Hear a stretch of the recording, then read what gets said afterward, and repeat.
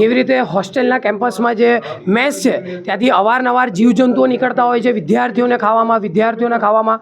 એટલે આને એ મુદ્દાઓ પર લઈને આજરોજ NSUI હેડ ઓફિસ ખાતે રજૂઆત માટે પહોંચ્યું છે. અગાઉ પણ NSUI દ્વારા રજૂઆત કરવામાં આવી હતી કે જે હોસ્પિટલ હોલની પાછળ જે મેસ આવેલી છે ત્યાં ફંગસ જે શાકભાજી પર છે તે જામી ગયેલી અને એ જ પ્રકારનું શાકભાજી વિદ્યાર્થીઓને જમવામાં આપવામાં આવતું હતું. એના પર અમે રજૂઆત કરી હતી, વોર્ડનને રજૂઆત કરી હતી કે આના પર યોગ્ય એક્શન લેવામાં આવે.